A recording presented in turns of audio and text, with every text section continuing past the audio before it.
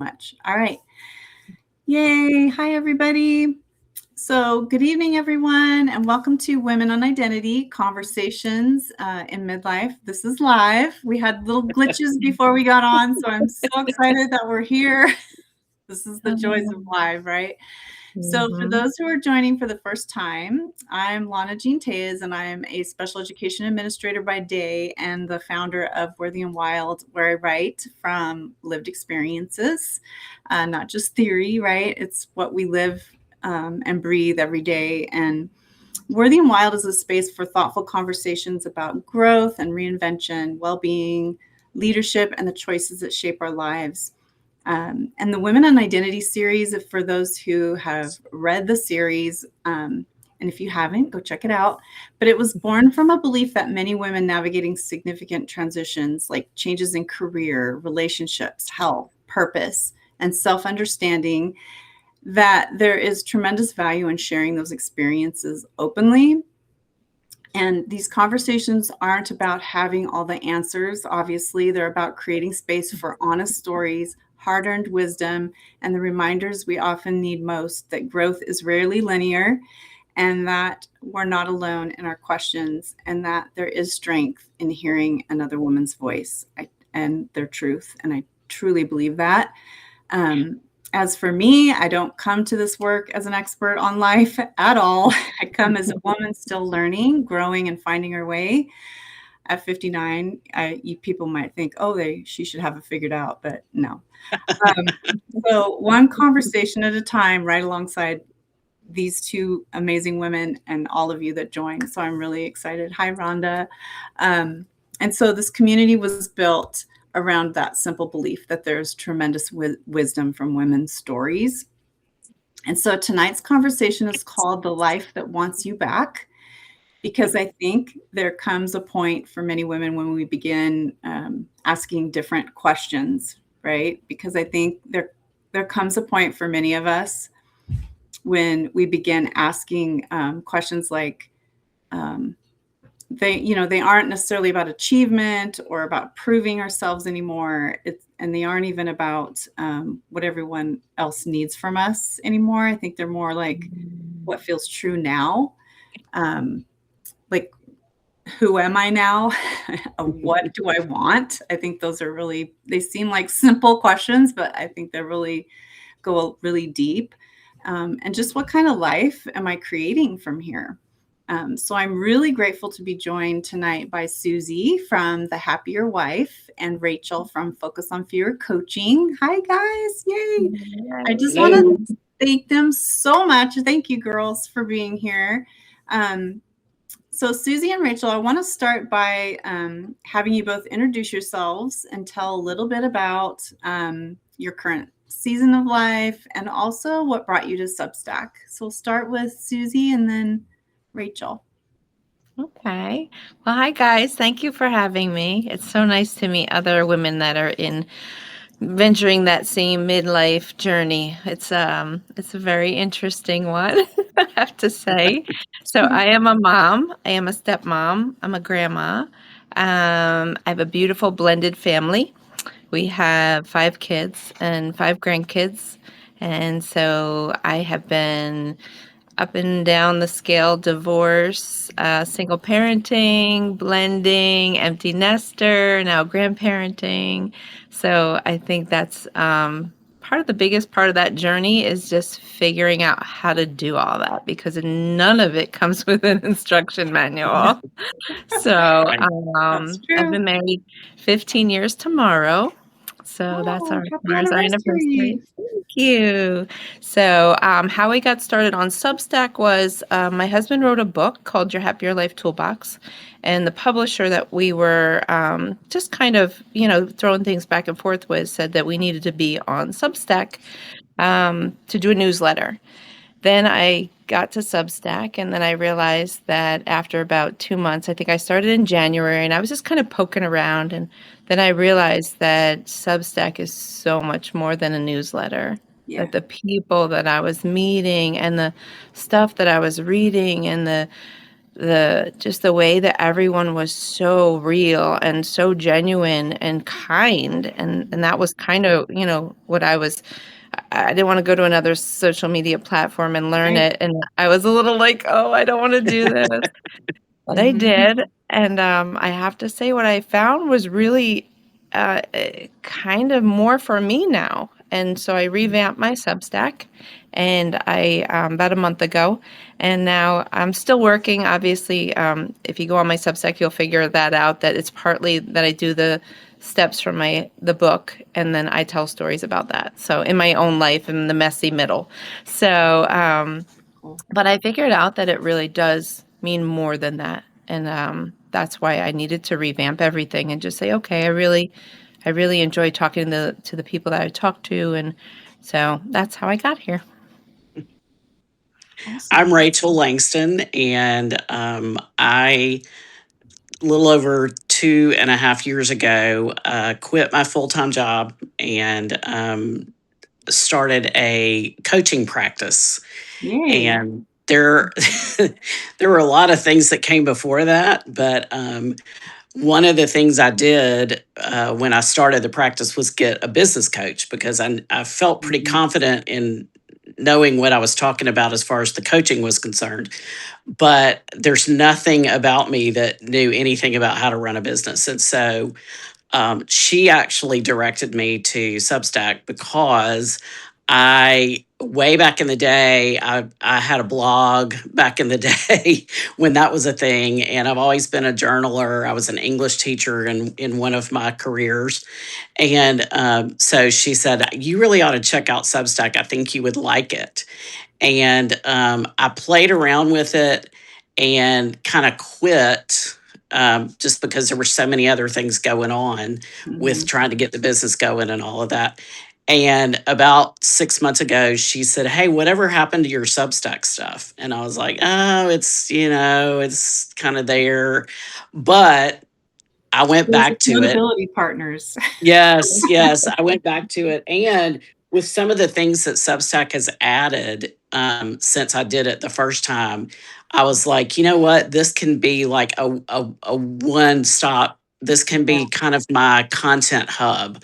right. Um, and so I have been working to make it that over the last few months. So I've come and gone, but I think I'm here to stay now.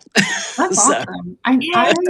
I just cannot say enough about Substack. Like, yeah, I Yeah. mean, it yeah, is. It's a one-stop shop, like everything. It's and just the community itself is, yeah, like you were right, right. saying, Susie, about just how much it has to offer and the genuine ness of people and authenticity. And I don't know, I just feel like I love it. It is definitely not like other platforms. Yeah. Thank you guys. I do think like one of the things that stuck with me when I was reading both of your stories was that, neither of you specifically described the season as an ending. You guys described it as a transition. The children growing up, careers evolving, bodies changing, right? Roles shifting. Yes. Um, and then beneath all of those changes was the sense that you were becoming more yourselves rather than less. I think most of us feel that way. Like, I think that was one of the things that surprised me the most was just feeling more myself the older I get. Um, but what has surprised you most about this stage of life? Not necessarily what has changed around you, but what you've discovered about yourself. Who wants to go? Uh, I'll jump in there. I don't know that. I mean, it's almost like there are times when I feel like um, I've uncovered this person that was somehow she's been there the whole time, but whether it was other responsibilities or um, maybe just not having time to think about anything other than what had to be done in that moment. um she I don't know that she was lost. I think she was just maybe hiding somewhere. And so I have been surprised at how comfortable I am with her, because I think there are times earlier, again, not because of anything bad necessarily, but just because of the sort of the pressure to perform, and the idea of raising children. I have two young adult children, and you're just so busy doing all those things that you don't really. And I would have told you, I was journaling, I was in touch with myself. I would have said, oh, but in the last probably 3 or 4 years, it's like, oh my gosh, who is this person? And it turns out it's me, and Yeah, she's been there the whole time. that's Yeah. awesome. Very Yeah. cool. I think similarly, going from being a single mom with one child, being the mom, and then parenting four, bringing four in and parenting, that was a whole transition because I didn't quite, there were new needs that were coming in that I didn't know that I was going to be capable of handling. So I met a new person in that zone, and then as I, got to the transition of, okay, they were all growing up now and now they were empty, the house was empty, then I Mhm. was starting to realize that I had some inner child work to do of my own, which was really cool because then I got to understand who I was better and Mhm. then how, because you're so responsible and you have to keep being responsible and keep saying the right things and keep trying to, Right. keep everybody intact, that you forget how to be young and that child that's still in there, like how to Yeah. play and how to do those things. And so I'm kind of on a little bit of the other part of that spectrum also because I have grandbabies right now. So the Yeah. grandbabies are helping me also develop that play style again that I had Mhm. lost because I had to be so responsible, Right. and people were watching every move you make. They're Yeah. watching. And so that was pretty eye-opening. Yeah, you both nailed it. I don't think I've ever really thought about it like that in terms of, um, it seems like such a duh, but have never thought about it like that. Like, Yes. we are so busy and consumed with everyone else and are getting our careers up and going or whatever we're doing, Mhm. raising families. We don't stop and think, you know, who we are really, under all of that. Yeah, that was really profound. I think so many women spend decades focusing on that, like you're saying, caring for others, and then one day we look up and realize, life's asking us to pay attention to ourselves, kind of, um, and that, Remembering what we like to yeah, do even. yeah, and I think that can feel exciting and uncomfortable all at the same time, right? Um, Absolutely. I I have do a funny think there's story. Go ahead. Well, I think there's a difference in I'm 58, I'll be 59 later this summer, but our parents were, I mean, we were very loved and valued in my home, but my our home didn't revolve around the children. And I do think the oh, no. shift between when I was growing up and when my own children were born, there has been this shift of, it's almost like this professional parenting where the children really are the focus. And I don't know that that's really the best thing for them or for us, because I do think it sort of, it creates in them a sense of entitlement that the world really doesn't honor, and it creates in us this idea that we don't know who we are, until we get to this particular stage in our life. And that's not anybody's fault. It's just sort of an observation I have about the way I was raised versus kind of the culture that we're in now, where it's Mhm. all about kids and everything is about Yeah, kids. And that's a good so point. I do think it makes a difference. Yeah, Yeah. for sure. I think the sensitivity levels are a lot different also. Everyone's so sensitive. And I think that's also raising children that are so very sensitive and, and that's a tough, I just we were used to just going outside and playing. Right. That's a Just whole nother live we could do Right. on just that. that's a whole nother one, right? Yeah, I will try not to get on my social media soapbox tonight, but I that's know. a whole It different sure live Yeah, is. as well. we should do another one and like, yeah, we Absolutely. could spend hours. I agree with you. You both talk about adult children. I have 5 adult children and Nice. 4 grandkids. I'm trying, like, how many do I have now?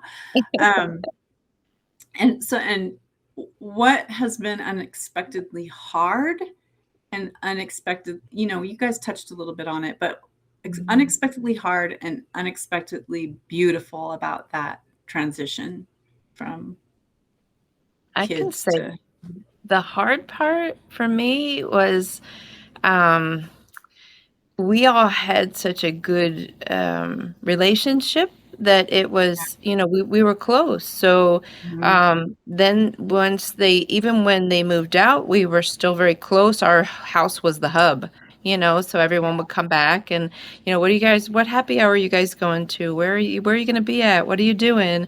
And then children come in, and then it's not about being involved because we're still involved.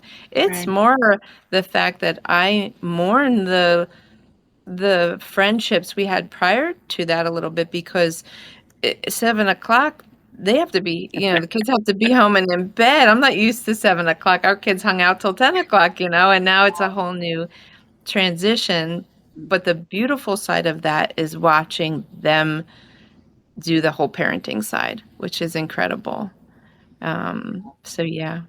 That's awesome. I have a little bit different take on that because my kids are not um they're adults, but they're barely adults. So I have a 25-year Semi old quasi. yeah, and a 23-year-old, and neither of them are married. Um so I don't have grandchildren at this point.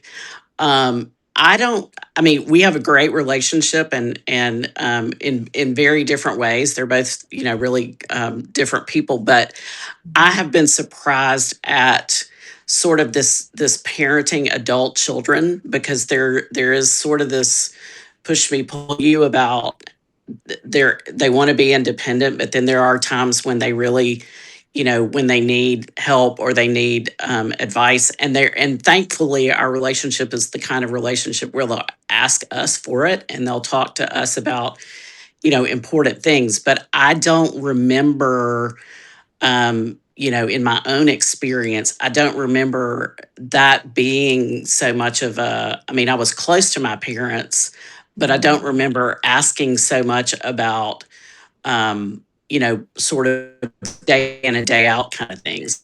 It was Right. more of a, it was more the friendship type stuff. And so I've been surprised at how much parenting there is still to do Mhm. with adult children, Yeah. albeit young adults. Mhm. Um, and my son is really part of the reason that I got into the coaching stuff. So that certainly was a surprise because um, that's not something I ever saw coming. Yeah. I I kind of have both worlds because I had 2 my first marriage, and then 10, 14, and 12 and 14 years later had a second batch, I call them. Oh, So wow. I have the young adults and I also have the older adults, which is where I have my grandkids from. And yeah, and I think what's hard too is like getting them all together because they're just all in different places. It used to be, like you said, the hub, right? There's I'm not, I mean, I'm kind of the hub, but it's just harder because everybody's got lives. Yeah, that's the hard part. Yeah. And I don't think we talk about this enough. I think we do spend years preparing them to leave home, and then we spend very little time preparing women ourselves to become what are we after, like you guys were saying. Which is where that whole professional parenting thing comes in. It's Yeah, like it's especially with women. You go to college and everything you're supposed to do is geared toward a career or a profession, and whether you work as a mom or you stay home as a mom, but it's still this with the kids being the focus. There is this whole you become this professional parent, And then what? Right. Yeah. No, And it's like you fall off the cliff. mhm, And if you haven't had either the time or the inclination to develop your own interests and become whoever it was you intended to be, it really is it's a grief and a mourning that Mhm. some people don't recover from. yeah. Sure. No, you're right. Yeah. Was there a moment when you guys realized you were no longer willing to live the way you always had? I mean, it's kind of like a different question, but like a moment when you knew something needed to change um, in your life, or was it subtle? Was there like kind of like a bam? Like, I don't know what. When did you realize? There was a moment for me that I realized that I was becoming um, too stressed in the home. I felt like, okay, housework all day long, like that was making sure everything was done. So I felt that my job was no different than any other person that was even were outside working because they still had to come home and clean and cook and all of that stuff. So I found that became a bit stressful. So what I was doing was taking walks on the beach and collecting shells at times. And that just kind of got me away from as soon as the feelings started to happen, because I didn't want to resent that I was, feeling that way. But Right? unfortunately, we do, at times Yeah, we do feel that we way. And, do. and, and then you question, am I wrong for feeling this way? Is it just overwhelm? Am I, Mhm. what's going on? So I would just take, walks on the beach and music and collect some shells, and it would bring me back to a good level and come back home and I was recharged a little bit. Yeah, that's great. I think for me, I started out as a teacher, and when I married and decided to have kids, I remember saying to my husband, if we can't afford for me to stay home and raise them, I'd really rather not have any. And so when our oldest was born, I stayed home, and then our second one came along, and I was home until they were in middle school. And I mean, when I say home, I did, I was involved in their schools and I did community volunteer type things. And so I was busy, but I wasn't working outside the home. And when they went into middle school, a friend of mine from our church said, "Hey, I need an admin. Would you work for me part time?" And so I was like, "Yeah, that'll be fun. I can still pick up carpool and it'll be a little extra money and that'll be great." And that turned into later a full time job, and which was social media coordinator for our church. And the moment that, when I realized like this is not it was when, I was like, I hate social media and this is my job. So- and I'd never hated a job ever in my life. Yeah, I had done a lot of different things and I had enjoyed all of them. And I was like, this is ridiculous. There's no reason for me to live like this. right. So, that was sort of the aha moment. Now, that being said, I had no idea what I was leaving for. I just knew that it was, Yeah, that's the clue, I think, is that um, this isn't it. And I don't have any reason. And at that time, I had two children in college, and my husband was like, "You're going to do what?" So, but yeah, I do think for some people, it is kind of an aha moment. Other people, it's sort of gradual. right. Yeah. I do think though, because I hear this over and over again from women in midlife, right? Is that we do become less interested in that whole performing or doing something that we don't necessarily want to do. We're more interested in living that life more honestly, right? You know, I don't know. We just more aligned. Um, Right. and so Rachel, I know you started a business you never expected to start. And Susie, you talked about caring less about what people think and more about enjoying your life, right? Mhm. And so, for both of you, what role has courage played in this season?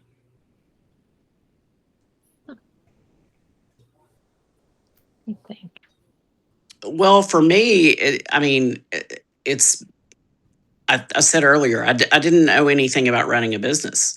And I've Mhm. never thought that I had the personality to run a business because I'm an introvert. I'm not somebody that's out there hustling all the time. I'm not one of those people that never meets a stranger. And I was like, I don't know that this is going to work. Mhm. Um, but also there was a financial component in terms of not that I was making tons of money, but I was, contributing to our family finances. And so for my husband and honestly, at the time that I said I want to, after I figured out, hey, I want to do this coaching thing, um, he, for the first time in our marriage, the first question he said wasn't how much will it cost?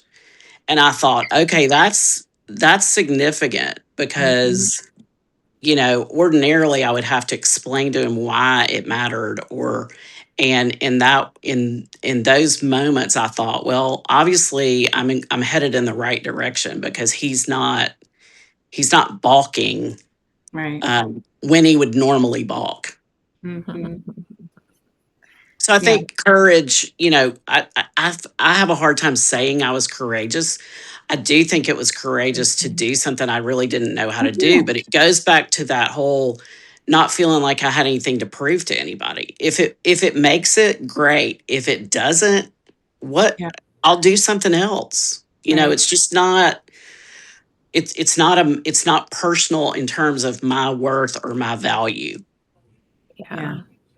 I think Perfectly very said. similar. Yeah. I think courage for me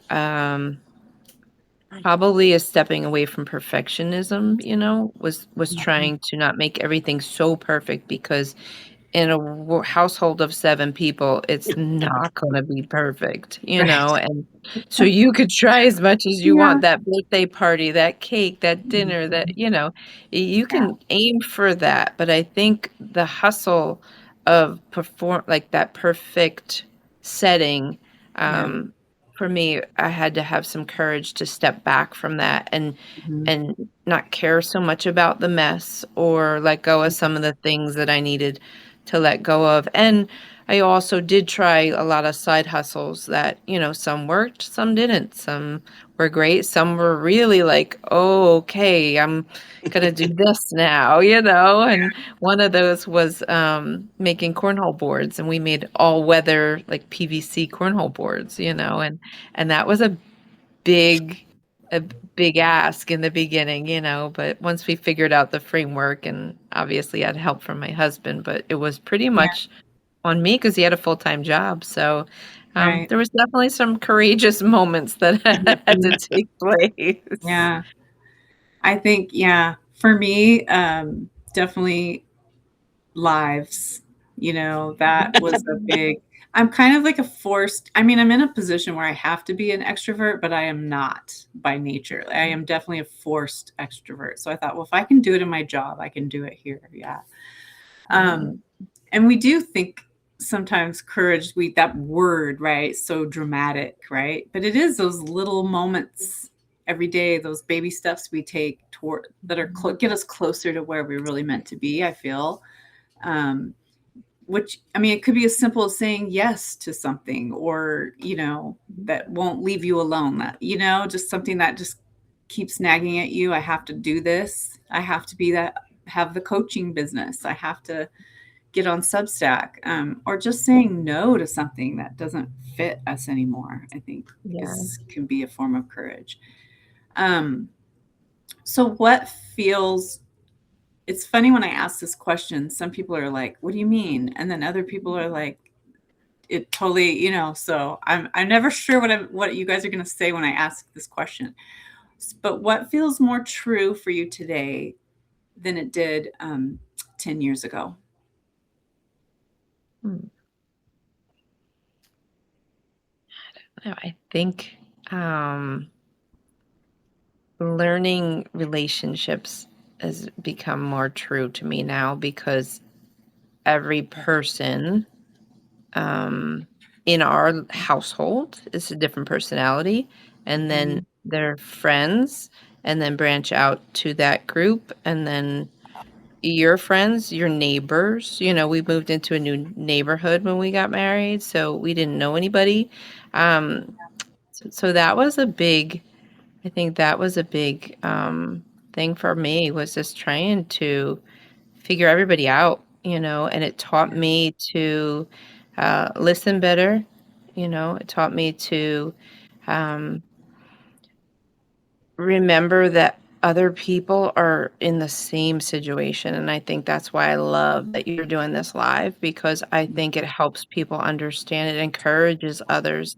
Everyone seems to, look at, okay, our house and say, hey, everything's, great Yeah. over there, but they don't know what's what's going on in the Right. in-betweens. Yeah. And I think every woman needs to find a time where they can lean on somebody, just for the norms, just the Yeah. normal, even if you didn't get the laundry done, or whatever it was, it's just Yeah. the Yeah. normal, It's dinner true. got burnt, or, Hmm. it doesn't have to be, uh, hanging out your laundry, like, you don't have to share everything, but there's times where you just need to and take that breath and have somebody Yeah. else hear you.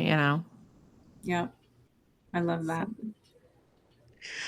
I would say two things. One, I am a person of faith. I'm a believer in Christ, and so the older I get, I think my faith feels truer and more. It's almost like I feel like I've grown into it.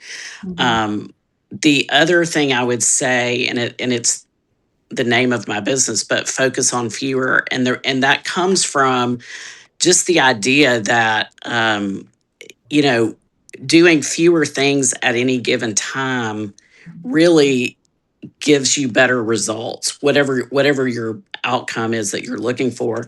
Yeah. And I think there are times when people are like, I don't want to give anything up, I don't want to cut anything out, and I don't know that you have to, Right. but I do think sometimes you have to really narrow your focus for a period of time, or because if you're trying to do everything at once, you're Right. only halfway doing all of it. Hmm. And so I have felt in for myself that I do what I do, and when I get to the rest of it, I get to the rest of it. And so there is sort of a feeling of that's true, because we all have the same amount of time, and how we use it is really the kind of the tell. Yeah. yeah. No, I agree. Um, I don't. I just really love this question because I think identity. Sometimes we look at it like that's it, right? But it isn't something we find once. It's a No. constant evolving, right? And it's something we continue uncovering throughout our lives. So I always am really interested in what you guys have to say about that. The title of tonight's conversation is "The Life That Wants You Back." When you hear that phrase, what does it mean to you personally? I thought about it earlier, and I am so glad you brought it in right almost the first 5 minutes of us talking when you said transitions, because I'll never get back there. And that is something that I really have to, you really have to get within yourself to understand that you're not going to go back, but there's going to be transitions, and transitions are beautiful, and chapters are they end and they open and they start, and with each one you have new opportunities. And I think that's, to me, when I read that, the life that wants you back was really more of the life that wants to be full, almost, was my heart. Yeah. Erin she put in the comments that learning to be okay with God's balance for me versus my balance day to day, realizing it can change and that's okay. What a journey for a planner. LOL. And then, yeah, trying to force old seasons into new seasons. Yeah. And now I can see how the Lord was usually used to old seasons to equip me for the new. Um, yeah. Thank you, Erin, for that. Um, I do, I don't know, maybe the second half of life isn't, necessarily about becoming something new necessarily, and more about just returning to parts of ourselves, like you guys were saying earlier, right? Returning to parts of ourselves that, just been waiting patiently for us to notice them, Right. we just never did, you guys, yeah, an epiphany. I need to write about what you guys said today. It was just, yeah. Um, I, Let me jump in and say one quick thing. yeah, sure. So I a little over a year ago, I decided to plant something in my yard. I've never been somebody that did a lot of that. And I thought, I'm going to plant these tomatoes and just see what happens. And I, now I think I'm a farmer. I watch homestead videos in my free time. I mean, it's Is like that a why whole you thing. asked about the barn? Well, yeah, That's amazing. but all of that to say, it's like, when I look at my mother and my grandmothers, it's like there was some little nugget of that has been there my whole life, and it's one of those things that I'm kind of like, how in the world have I missed this all this time? It's not a regret, but it's also this gratitude for the fact that I have the kind of pace in my life that I can do that now. Like, I can pay attention to plants in my yard. I didn't have a pace, earlier Yeah, in my life. That would have yeah, just been one more thing that would have just put me right close to that edge, because it would yeah, be felt like one more thing I was taking care of. And yeah, so part of the transition is the beauty of, I can do this today, and I've never had a chance to be able to do that in my life. And so it's not, I mean, it sounds so out one thing, and that is, you need to pay attention to what you're thinking, what you're doing, what's going on around you when XYZ is going on.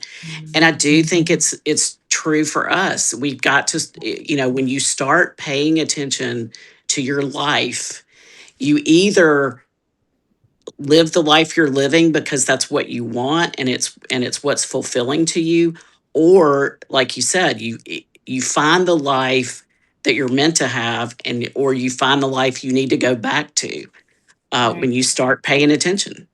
Yeah, Yeah. very, very well put. So I ask every woman in the series a version of this question. If you could say one thing to another woman who feels disconnected from herself right now, and you've really kind of touched on that already, Rachel, but um, if you could say one thing to another woman who feels disconnected from herself right now, what would it be? um well, a lot of it would be pay attention, but the other thing I would probably say is, you don't have to be ready to do what you think you want to try. Just try it and see what happens. Yeah. Agree with that 100%. Because if I had waited until I was ready to start a business, I never would have started a business. And at this point, I don't even know if it's going to succeed long term. Yeah, But you know, I have had the most fun, and I have felt the most fulfilled in my work in the last 2 years, that's awesome. um, than I ever was before. And I loved my jobs before, until the social media one. Yeah, that's what I was going to say. Until the But you're so right. It's so true. We do. And I do say that often in my notes and a few articles I've written, same, like, we're never going to be ready. We just have this part of the courage piece, right? We just have to make that leap. Yeah. What And I about think you, too, Susie? I think they have to be willing to work on us, like on them, because I think that's a big thing we get stuck on because um, we wonder what it is we need to work on, and I think the work is just never done. It's not searching for what we have to work on. It's really just never done. The scenery just changes. So I think that's a really good, um, if someone was really stuck, I think that's what I would say is really just work on you and what think back to your childhood on what you used to love to do. I mean, I have a hysterical story. At 50, I used to love to roller skate, so I bought a pair of roller skates, and it wasn't the answer. So, I took piano lessons at 40 Wow. and was in a recital with my son just wow. because I That's Yeah, had cool. quit piano earlier in my life and thought, exactly. I'm not sure I would, Yeah. Exactly. You don't want to leave it behind, and you Right. can still try it, but then Mhm. it may not fit, and that's okay Yeah. too.